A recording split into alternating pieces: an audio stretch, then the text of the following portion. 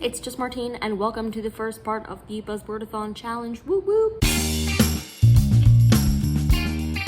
At the beginning of 2021, we were set with the challenge, 12 prompts, 12 months, Buzzwordathon. I started off strong at the beginning of the year, committed to doing the Buzzwordathon every single month. And then it fell apart when I hit a terrible reading slump and DNF'd the only book that I've officially DNF'd this year. And that was in April, I want to say. And so this is a redemption round for me. So in part one, I'm going to read the first 6 months worth of prompts for the 2021 Buzzwordathon. And in tomorrow's video, you're going to see the second half of the prompts. In this video, you're going to see me read books to fulfill the prompts for January through June. And in order, the prompts are dream, color, time, space/galaxy, house/home, and name/title. Let's do it.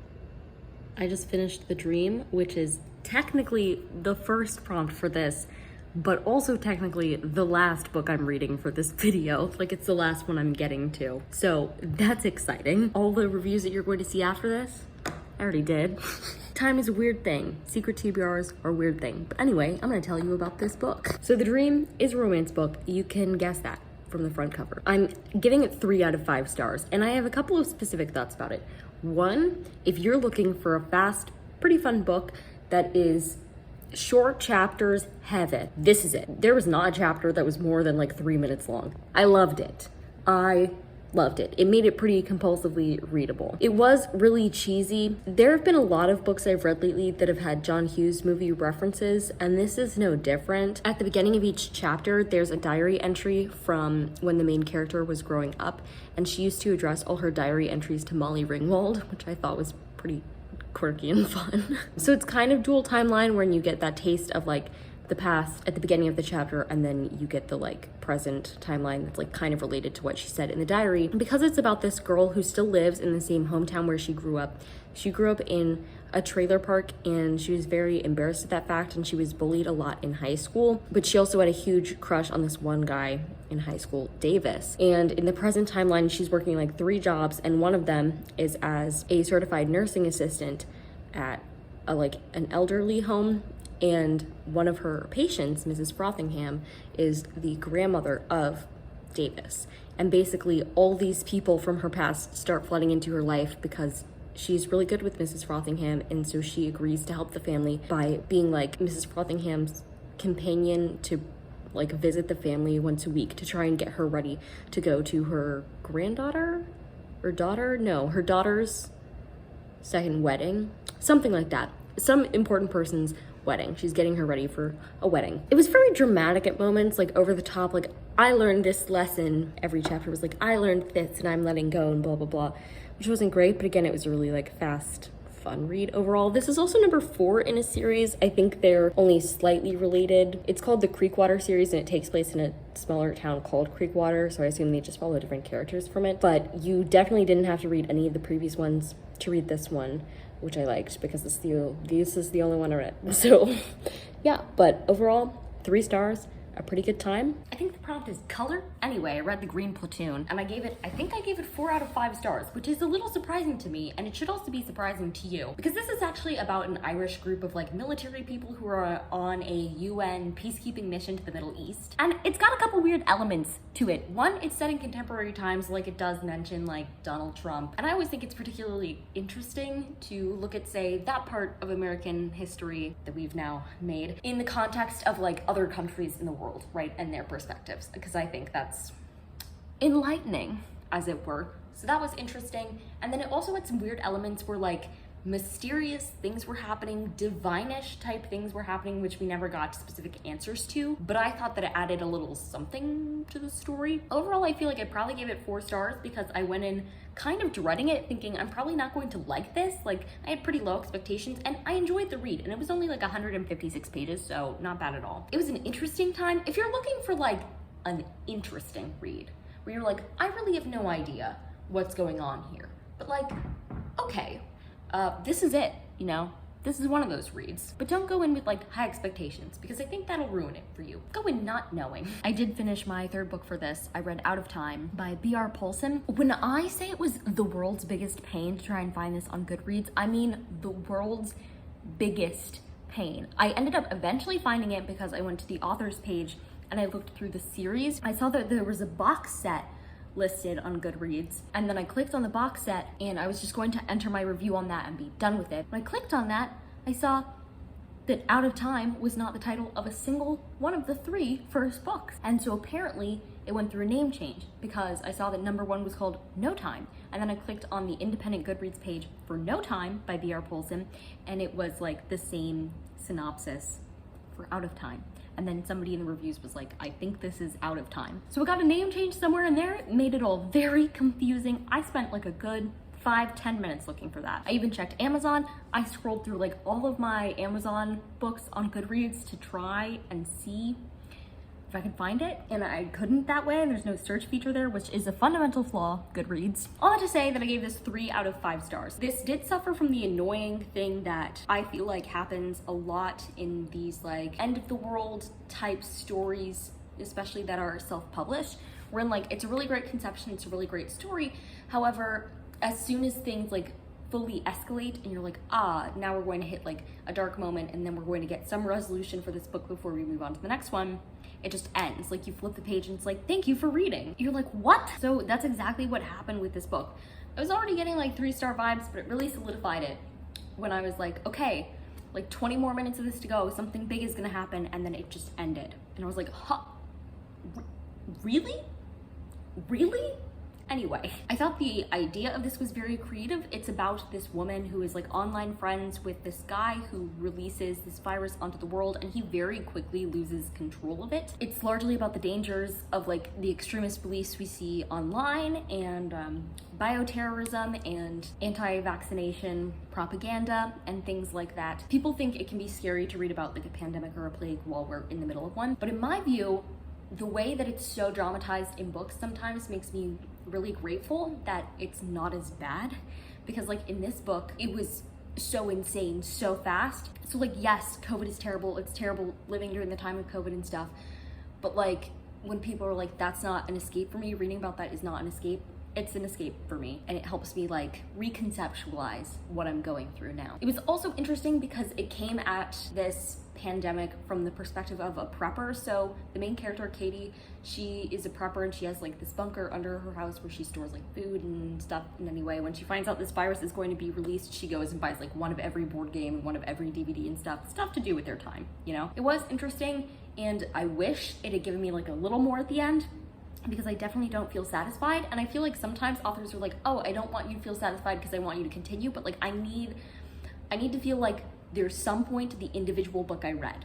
You know what I mean? And I feel like this lacked that a little. So I finished reading Moonburner, and I read this, I believe, for the prompt like space/galaxy themed, because moon. I ended up giving this, I think it's a 1.5 stars. This could be for a number of reasons. One, it's outside of the genre that I typically like love books from, so it probably already went in with a pretty low average rating or whatever. Then it was very formulaic, which is not necessarily bad, except when the only thing you can think about it is like, this is really formulaic, or all you can think about is the like 5 books you've read recently that follow this exact formula. That's unfortunate. And then there's the issue that I was reading this during like Tech Week and Show Week of the musical that I was producing and vocal directing. And so I was reading this in like 15-minute snatches around 1 a.m. So already it wasn't going to stick too great. I do have to say, this book, like every book I believe, has its people that will really enjoy it. And I looked at reviews and there were some people who really enjoyed it, and I'm so happy for them. But I was not one of those people. I'm not going to test this theory, but I think I would probably like it a bit better if I hadn't just read it at 1 a.m.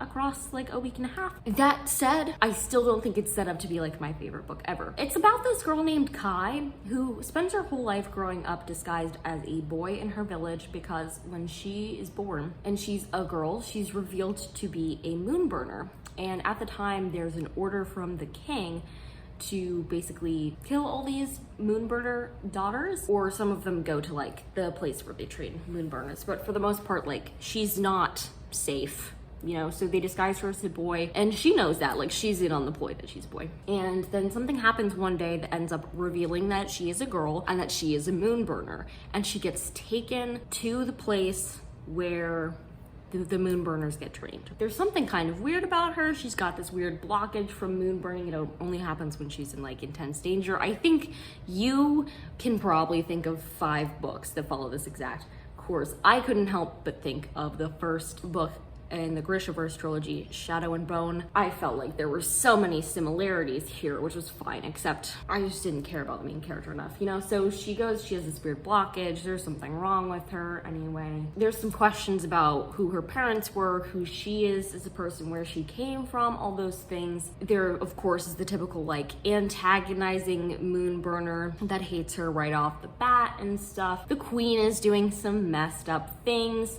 And then you have this like Romeo and Juliet type element, like 2 households alike in dignity, where she meets this guy when she's in a near-death situation, and she's like, oh my God. From the moment you meet him, you're like, this dude is going to be unfortunately important to the other side of the war. And you'd be right in that prediction. You don't feel like they have any real connection at all. They're just kind of there, and it's a plot device for them to like one another. Definitely. And you just read, and then the ending's pretty abrupt, to be honest with you, which is fine. There are some books out there who have abrupt endings, and that's definitely to make it like a bingeable series, right? And I've talked about that before.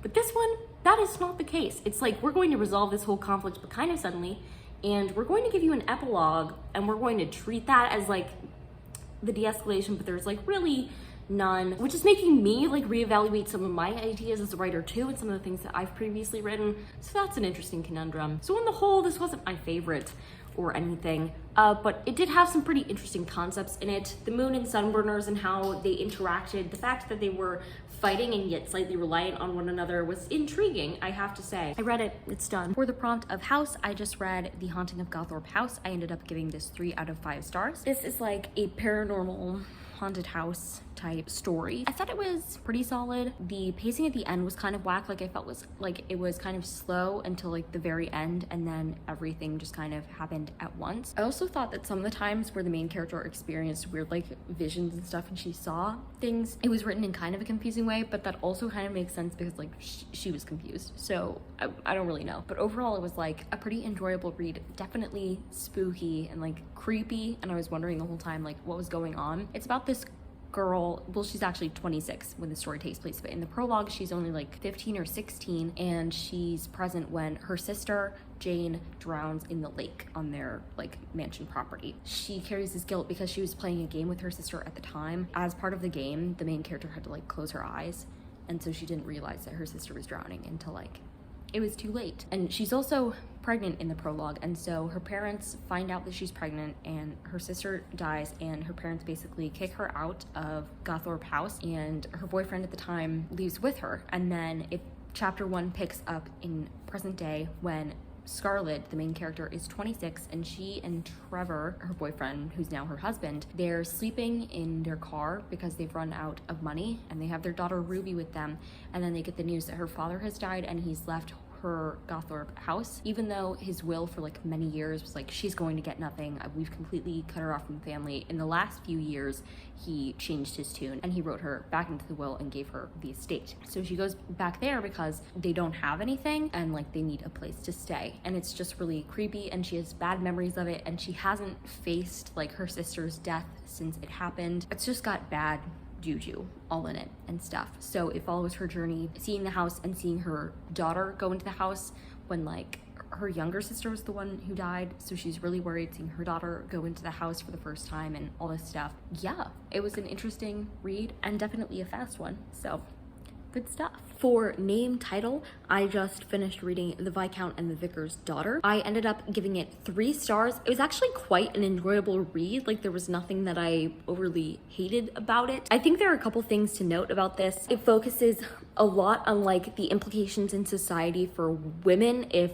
they like step out of bounds or do things against what's proper to, well, it's just not believable. The way that the Viscount character in this goes from like the worst type of rake and reprobate, as he calls himself and everybody else calls him, to like loving this girl he just met and like willing to change his whole lifestyle for that. Nevertheless, it was a clean romance, which I always appreciate. It made my heart happy, and I liked the revelations about the Viscount's dad, because I love Lord Lyndon. I think Lord Lyndon was definitely my favorite character. And then I also appreciated the vicar's daughter herself, the female main character, because basically her mother was this woman from a very high up family. Like, she was related to a Marquess, but she was banished from the family because she had a child, this child, out of wedlock. And then she ended up marrying this vicar. Basically, the vicar, like, pitied her